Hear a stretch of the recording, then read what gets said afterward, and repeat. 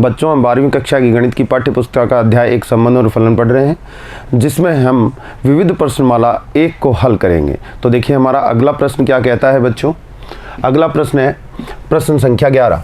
मान लीजिए कि A बराबर n क्रॉस n है तथा A में A, B एक कर्मित युग्म है, दूसरे कर्मित युग्म C, D से संक्रिया कर रहा है और सामने जो प्रतिफल है वो इस प्रकार परिभाषित हो रहा है। तो स्टार का नियम क्या है? देखिए, एक कर्मित युग्म दूसरे कर्मित युग्म के साथ संक्रिया कर रहा है। पहला कर्मित युग्म है A, B, दूसरा कर्मित युग्म है C, D। ये A जो है प्रथम कर्मित युग्म का प्रथम घटक है, B जो है प्रथम कर्मित युग्म का द्वितीय घटक है, C जो है द्वितीय कर्मित युग्म का प्रथम घटक है और D जो है वो द्वितीय कर्मित युग्म का द्वितीय घटक है। दोनों कर्मित युग्म जब आपस में संक्रिया करते हैं तो एक नया कर्मित युग्म प्राप्त होता है, जिसका प्रथम घटक A प्लस C तथा द्वितीय घटक B प्लस D बन जाता है। कैसे बना? देखिए, जो प्रतिफल वाला कर्मित युग्म है उसका पहला घटक A प्लस C है, जो कि इस कर्मित युग्म के प्रथम अवयव में इस दूसरे कर्मित युग्म के प्रथम अवयव को जोड़ने से प्राप्त होता है। यानी कि A प्लस C करने से प्रथम घटक बनेगा। द्वितीय घटक कैसे बनेगा? B प्लस D हो रहा है, नियम ये कह रहा है। यानी कि प्रथम कर्मित युग्म का द्वितीय घटक B द्वितीय कर्मित युग्म के द्वितीय घटक D में जुड़ जाता है तो प्रतिफल वाले कर्मित युग्म का द्वितीय घटक बन जाता है। ये स्टार संक्रिया का नियम है जो आपको यहाँ परिभाषित किया गया है। A जो समुच्चय है वो n क्रॉस n है, तो A कैसा होगा? देखिए, A का मतलब है n क्रॉस n। प्रत्येक प्राकृत संख्या कर्मित युग्म आएंगे n क्रॉस n के अंदर। कर्मित युग्म कैसे आएंगे? प्राकृत संख्या 1 ले लीजिए, 1 के साथ संबंध बनाएगी तो 1, फिर आपका 1, 2, 1 सभी प्राकृत संख्याओं के साथ संबंध बना लेगा। इसी तरह चलता रहेगा। फिर 2 शुरू करेगा, 2 किसके साथ? 2 1 के साथ बनाएगा। 2, 1 कर्मित युग्म, 2, 2 कर्मित युग्म, 2, 3 कर्मित युग्म, अनंत कर्मित युग्म इस प्रकार इसके अंदर चलते रहेंगे। A का मतलब क्या दे रखा है? n cross n। तो A बराबर क्या है बच्चों? n cross n। ये आपको यहाँ दिया गया है बच्चों। ठीक है, n क्रॉस n इस प्रकार का एक समुच्चय प्राप्त होगा जो कि कर्मित युग्मों का समुच्चय होगा। अब A में कोई संक्रिया स्टार परिभाषित की है तो A का एक अवयव A के किसी अन्य अवयव से संक्रिया करेगा तो एक कर्मित युग्म किसी अन्य कर्मित युग्म से संक्रिया करेगा। और वो कर्मित युग्म कैसे संक्रिया करेगा यहाँ पर आपको नियम बता दिया गया है। इस प्रकार संक्रिया स्टार को परिभाषित किया गया है। ठीक है, बाद में कहते हैं कि सिद्ध कीजिए। क्या सिद्ध करना है साहब? स्टार जो है कर्म विनिमय है तथा साहचर्य है। कर्म विनिमयता और साहचर्यता बतानी है। और दूसरी कि A में स्टार का कोई तत्समक अवयव है तो वो ज्ञात कीजिए। तो हम ये बात करते हैं, किस तरह से करेंगे। एक स्लाइड लेते हैं बच्चों। देखिए, जैसा कि आपको बताया कि संक्रिया के अंदर हल में लिखेंगे सबसे पहले कि जो A है वो समुच्चय है n क्रॉस n का, यानी कर्मित युग्मों का समुच्चय है। स्टार जो है आपकी स्टार संक्रिया जो है वो परिभाषित की गई है A क्रॉस A से। कहाँ पर? A में। किस प्रकार परिभाषित की गई है कि A क्रॉस A में A में कैसे अवयव होंगे? कर्मित युग्म। तो एक कर्मित युग्म दूसरे कर्मित युग्म से संक्रिया करेगा। मतलब A समुच्चय का कोई कर्मित युग्म A समुच्चय के कर्मित युग्म से संक्रिया करेगा और जो प्रतिफल मिलेगा वो किस में मिलेगा? A में ही मिलेगा। तो चलिए बात करते हैं कैसे संक्रिया करेगा। A, B एक कर्मित युग्म है जो स्टार ऑपरेशन करता है C, D कर्मित युग्म के साथ। और संक्रिया का नियम देखो, आपको पीछे बताया गया है। पहले कर्मित युग्म का प्रथम अवयव द्वितीय कर्मित युग्म के प्रथम अवयव में जुड़कर प्रतिफल का प्रथम अवयव बना देगा, यानी A प्लस C इस तरह से प्राप्त हो जाएगा। और कोमा दूसरा अवयव कैसे बनेगा? प्रथम कर्मित युग्म का द्वितीय अवयव द्वितीय कर्मित युग्म के द्वितीय अवयव में जुड़कर बनेगा, यानी B प्लस क्या बनेगा? आपका D बनेगा। संक्रिया इस प्रकार परिभाषित की गई है। फॉर ऑल सभी के लिए। सभी कौन? जो संक्रिया कर रहे हैं वो A, B है एक, तो दूसरा कौन है? C, D। ये किससे बिलोंग करेंगे? ये आपके A से बिलोंग करेंगे। तो A में ये संक्रिया परिभाषित की गई है। पहली बात क्रम विनिमयता की कर लेते हैं।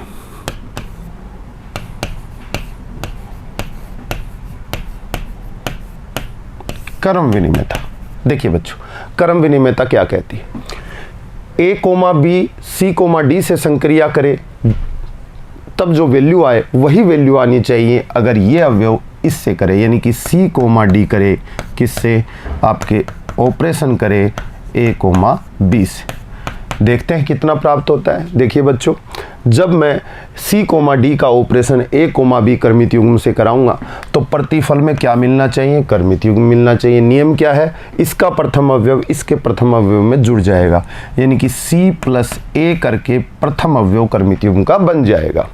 फिर द्वितीय अवयव द्वितीय अवयव में जुड़ जाएगा, यानी कि डी प्लस बी आपका बन जाएगा। बच्चों इसके बराबर क्या आएगा? देखिए, सी प्लस ए की वैल्यू ए प्लस सी के बराबर होती है, बच्चे अच्छे तरह से जानते हैं, और डी प्लस बी की वैल्यू बी प्लस डी के बराबर होती है, ये भी हम जानते हैं। तो इसलिए कह देंगे ये किसकी वैल्यू आ गई बच्चों?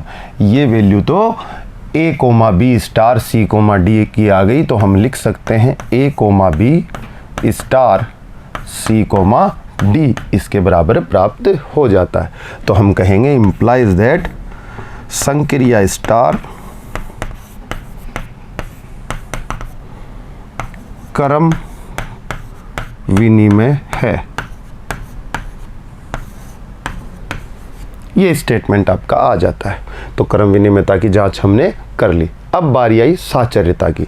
तो देखिए इसको नोट डाउन कर लीजिएगा, मैं हटा देता हूं बच्चों।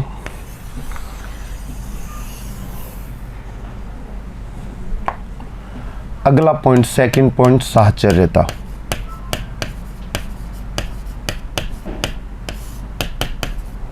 हमें निकालना होगा, तीन अवयव लेने होते हैं ए बी सी, लेकिन यहाँ पर जो ए है वो क्या है? एन क्रॉस एन के बराबर, मतलब क्रमित युग्मों का समुच्चय। तो तीन क्रमित युग्मों की संक्रिया आपस में कराएंगे। तीन क्रमित युग्म, देखिए पहला ए comma B star C comma D, फिर स्टार ई कोमा एफ, ये तीन क्रमित युग्म ले लिए। इनमें ब्रैकेट लगा देता हूँ, बराबर बाहर वाला क्रमित युग्म ए कोमा बी स्टार। अब ये देखो, इन दोनों से एक नया क्रमित युग्म प्राप्त होगा इस नियम के द्वारा। प्रथम सी किस में जुड़ेगा? ई में, क्योंकि ए किस में जुड़ा था? सी में। तो आपका किस में जुड़ जाएगा? सी प्लस ई आपका हो जाने वाला है। आगे देखते हैं, डी किस में जुड़ेगा? एफ में, क्योंकि यहाँ पर बी कौन किस में जुड़ा है? डी में, ये आप देख सकते हैं। तो आपका हो जाएगा डी प्लस एफ, ये आया। आगे निकालते हैं। देखिए अब ये दो क्रमित युग्म आपस में स्टार ऑपरेशन करेंगे। प्रथम अवयव में जुड़ेगा, यानी कि ए जुड़ेगा अगले क्रमित युग्म के प्रथम अवयव में, ए प्लस सी प्लस ई, ये हो जाएगा प्रथम अवयव। दूसरा अवयव दूसरे अवयव में जुड़ेगा, तो बी जुड़ेगा डी प्लस एफ में, तो हो जाएगा B plus D plus F. Finally आपको इसको समीकरण को एक नाम दे देना है, ये वैल्यू प्राप्त हुई। अब हम ए कोमा बी और सी कोमा डी की संक्रिया पहले करा देंगे, यानी ब्रैकेट लगा देंगे। तो ए comma B star C comma D का ऑपरेशन करा देंगे और फिर ऑपरेशन कराएंगे ई कोमा एफ के साथ। तो देखिए ये वैल्यू कितनी प्राप्त होती है? A comma B C comma D से करेगा तो ऊपर नियम में देखिए ए जुड़ेगा सी में, तो हो जाएगा ए प्लस सी। दूसरा अवयव कैसे बनेगा? बी जुड़ेगा डी में, तब बन जाएगा, तो बी प्लस डी हो जाएगा आपका ये क्रमित युग्म स्टार। आगे आपका कौन है? ई कोमा एफ। ई कोमा एफ बच्चे लिख देंगे बच्चों। आगे क्या करेंगे सब? ये जो ए प्लस सी है ये ई में जुड़ जाएगा, तो हो जाएगा ए प्लस सी प्लस ई आपका हो जाना है। और फिर दूसरा अवयव दूसरे में जुड़ेगा, तो B plus D plus F हो जाना है, तो B plus D plus F आपका आ जाएगा। तो बच्चों देखिए, आप समीकरण 2 इसको नाम दे देते हैं। तो 1 व 2 से आप कह सकते हैं कि A comma B star C comma D star E comma F जो है बराबर आता है किसके? A comma B star C comma D और ये bracket star E comma F के। अगर ये दोनों बराबर आते हैं तो बच्चे कह देंगे कि संक्रिया स्टार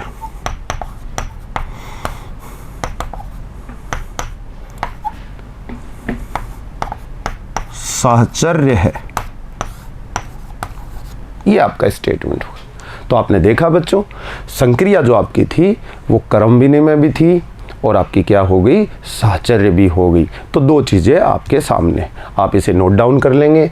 हम आगे बढ़ते हैं, तत्समक अवयव की खोज करते हैं। आगे कह रहा है क्या इसके अंदर तत्समक अवयव है तो ज्ञात कीजिए। तत्समक अवयव की बात करते हैं तो देखिए क्या तत्समक अवयव की परिभाषा कहती है। मैं इसे हटा देता हूँ।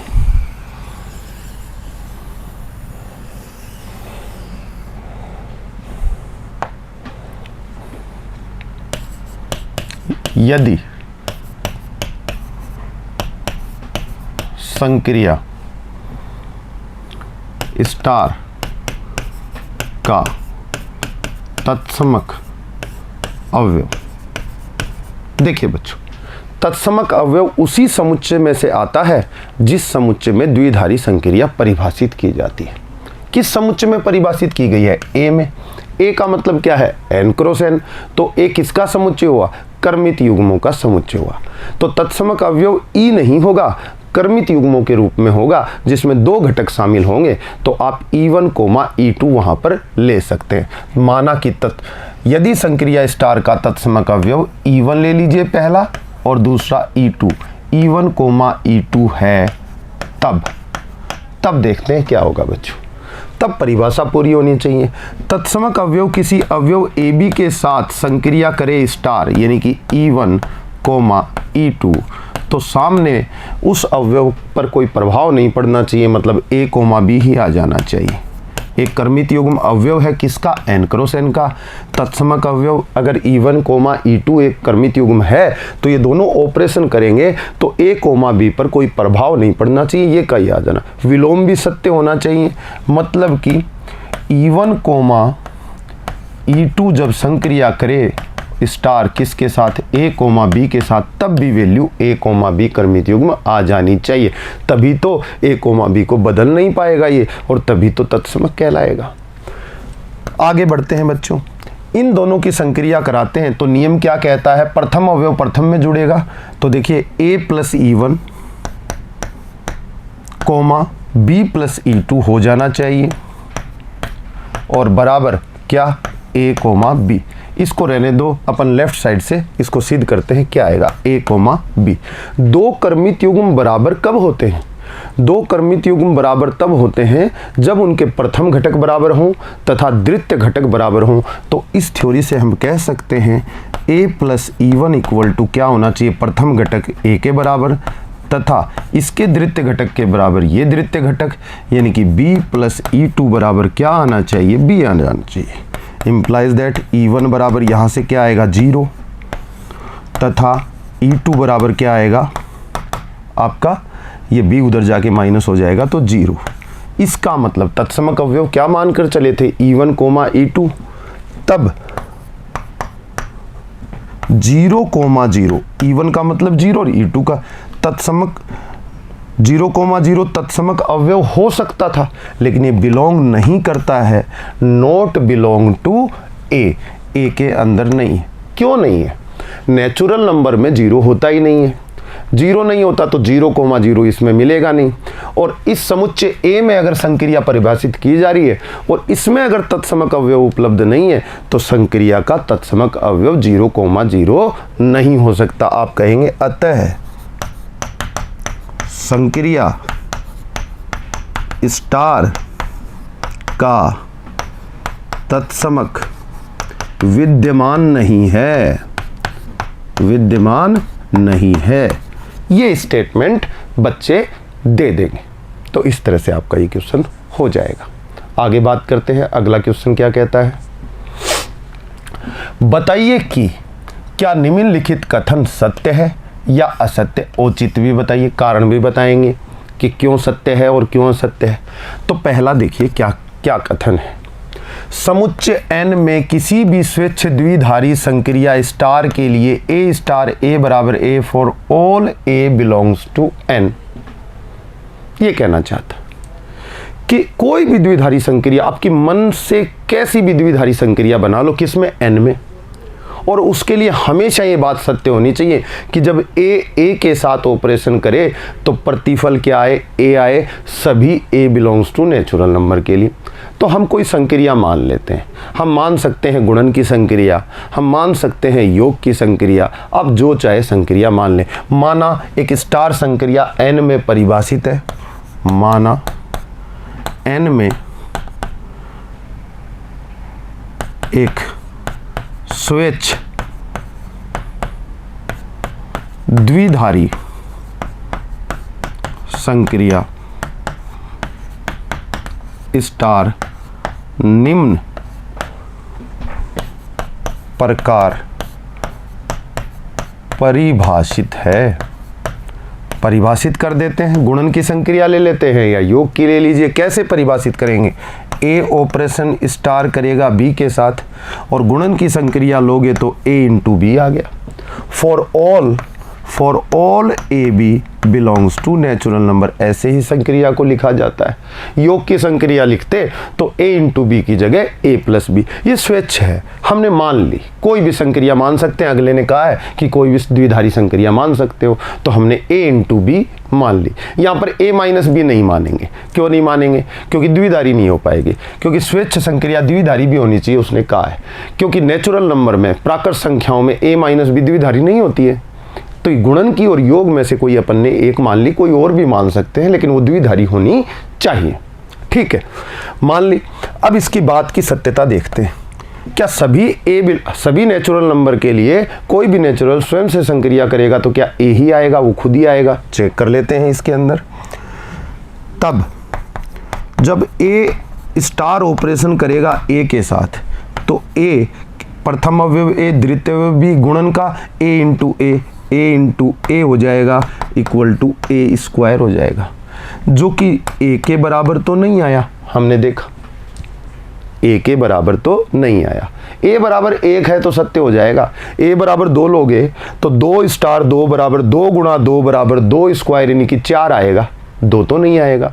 तो आप ऐसा कोई उदाहरण भी दे सकते हैं। और आपने सब देख लिया कि जब जहां ए नॉट इक्वल टू 1, मतलब कि ए बराबर 1 के अलावा किसी के लिए ये बात सत्य नहीं हो सकती। अगर ए का मान 1 लोगे तब तो सत्य हो जाएगी, लेकिन 2, 3, 4 कोई और प्राकृत संख्या लोगे तो ये सत्य नहीं हो पाएगी। और कोई स्टेटमेंट तभी सत्य कहलाता है जब वो सब के लिए हर परिस्थिति में सत्य हो। तो आपने देखा ए बराबर 2 के लिए सत्य नहीं हो पाएगा। ए बराबर 3 के लिए कितना होगा? 3 स्टार 3 बराबर 3 गुणा 3 9 आ जाएगा, 3 तो नहीं आएगा ना। जबकि ये क्या कह रहा है कि 3 स्टार 3 बराबर 3 ही आएगा किसी भी स्वेच्छ द्विधारी संक्रिया के लिए। तो इसकी बात क्या हो गई? असत्य हो गई। तो आप कह देंगे कि दिया गया कथन असत्य है। आपने ये सिद्ध कर दिया बच्चों। इस क्वेश्चन को इस तरह से कर देंगे। आगे क्या कहता है? n में स्टार एक क्रम विनिमय द्विधारी संक्रिया है। कोई भी संक्रिया है स्टार क्रम विनिमय है। तो आपने कहा क्वेश्चन में दिया गया है कि स्टार जो ऑपरेशन है वो क्या है? क्रम विनिमय है। क्रम विनिमय है तो क्रम को चेंज करने से उस पर कोई प्रभाव नहीं पड़ना चाहिए, मान पे कोई फर्क नहीं पड़ेगा। ए स्टार बी बराबर बी स्टार ए होना चाहिए। तब आगे बात करते हैं। तो सिद्ध करना है कि इसके बराबर ये होता है। तब हम LHS लेके चलते हैं। RHS बराबर आ जाएगा तो ठीक है, नहीं आएगा तो हम कह देंगे असत्य है। देखते हैं। LHS है ए स्टार बी स्टार सी। बच्चों ए स्टार बी स्टार सी, देखिए ए स्टार बी स्टार सी क्रम विनिमय है। क्रम विनिमय है तो क्रम को चेंज कर दें तो कोई फर्क नहीं पड़ेगा। स्टार बी स्टार सी को लिखा जा सकता है सी स्टार बी। क्यों? बिकॉज स्टार क्रम विनिमय है, दिया गया है ये यहां पर, इस कारण ऐसा हो गया। ठीक है, ये प्रथम अवयव, ये संक्रिया का द्वितीय अवयव। तो बच्चों सी स्टार भी पहले ले आऊं, ए बाद में ले जाऊं, क्रम को चेंज कर दूं तो भी कोई फर्क नहीं पड़ेगा, क्योंकि स्टार तो क्या है? क्रम विनिमय है। तो मैं लिख सकता हूं सी स्टार बी स्टार ए। क्यों? क्योंकि क्रम विनिमय। अब ये क्या है? सी स्टार बी स्टार ए, यानी कि ये तो RHS आ गया। तो LHS लेकर चले थे, RHS पे क्रम विनिमयता के सिद्धांत से पहुंच गए, इसका मतलब ये सत्य है। तो आप कहेंगे दिया गया कथन क्या है? सत्य है बच्चों। इस तरह से आप इस क्वेश्चन को कर लेंगे। आगे देखते हैं। A star B equal to A cube plus B cube प्रकार से परिभाषित n में एक द्विधारी संक्रिया स्टार पर विचार कीजिए। अब निम्नलिखित में से सही उत्तर का चयन कीजिए। चयन क्या करें? साहचर्य क्रम विनिमय के बारे में सारा कह रखा है इसने, तो हम साहचर्यता और क्रम विनिमयता को चेक कर लेते हैं। जो भी चीज़ सामने आएगी आंसर दे देंगे। तो देखिए हल में सबसे पहले संक्रिया लिखेंगे। संक्रिया क्या है? A star B equal to A cube plus B cube for all A B. कौन से समुच्चय में परिभाषित है? नेचुरल नंबर में। तो जितने भी ए बी हैं किससे बिलोंग करेंगे बच्चों? नेचुरल नंबर से। क्रम विनिमयता की बात करते हैं।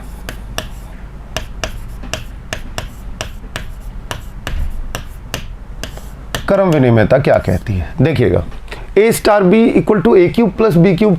अगर मैं बी स्टार ए निकालूं तो प्रथम अवयव बी, द्वितीय अवयव ए, तो प्रथम अवयव का घन यानी कि बी क्यूब प्लस ए क्यूब। ये तो बच्चों ए क्यूब प्लस बी क्यूब के बराबर ही हो जाता है।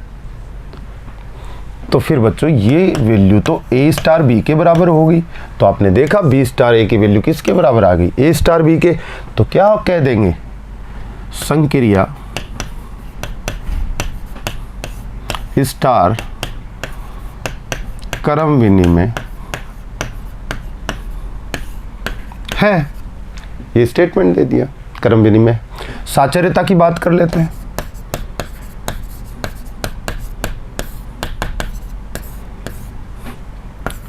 ए स्टार बी स्टार सी निकाल देंगे। ए स्टार बी स्टार सी, बी स्टार सी ब्रैकेट को पहले सॉल्व करेंगे। क्या कहता है? ए स्टार बी का मतलब ए क्यूब प्लस बी क्यूब, तो बी स्टार बी पहला अवयव बी, दूसरा अवयव सी, तो क्या हो जाएगा आपका B cube plus C cube, B cube plus C cube equal to star से पहले प्रथम अवयव, ये द्वितीय अवयव क्या हो जाएगा? प्रथम का क्यूब यानी कि ए का क्यूब प्लस द्वितीय का क्यूब यानी कि B cube plus C cube का होल क्यूब। इसको नाम दे दिया 1। दूसरा निकालते हैं। ए स्टार बी ब्रैकेट यहाँ लगा दिया, सी ब्रैकेट को पहले सॉल्व करेंगे। क्या आ जाएगा? A cube plus B cube star C आ जाएगा। प्रथम अवयव ये, द्वितीय अवयव ये, प्रथम का क्यूब यानी कि A cube plus B cube का होल क्यूब प्लस द्वितीय सी का क्यूब। देखो बच्चों ये A cube plus B cube plus C cube का होल क्यूब है, ये A cube plus B cube का whole cube plus C cube है। दोनों बराबर नहीं है बच्चों, बराबर नहीं है तो आप कह दोगे, आप इंप्लाइज कर दोगे 1 व 2 से, 1 व 2 से कह दीजिए कि ए स्टार बी स्टार सी बराबर नहीं है ए स्टार बी स्टार सी के। ये बराबर नहीं है, बराबर नहीं है तो क्या है? स्टार संक्रिया स्टार साहचर्य नहीं है। आपने कह दिया कि ये साहचर्य नहीं है, तो आपने देखा क्रम विनिमय तो है परंतु साहचर्य नहीं है। इस तरह से आप इस क्वेश्चन को कर सकते हैं। पीछे देखते हैं, क्रम विनिमय साहचर्य क्रम विनिमय दोनों हैं, ये तो गलत हो गया। क्रम विनिमय है किंतु साहचर्य नहीं है, ये सही हो गया। तीसरा क्या है? स्टार साहचर्य है किंतु क्रम विनिमय नहीं है, गलत हो गया। न तो क्रम विनिमय है न साहचर्य, ये भी बात गलत है। कौन सा? B option is your right answer students. तो देखा बच्चों, आप इस तरह से इन प्रश्नों का हल प्राप्त कर सकते हैं। अपने कॉपी में नोट डाउन करें, चीज़ों को समझने की कोशिश करें, कॉन्सेप्ट क्लियर करें, और मुझे लगता है कि आगे जो क्वेश्चन पढ़ेंगे आप और बेहतर तरीके से समझ पाएंगे। आज के लिए इतना ही, धन्यवाद।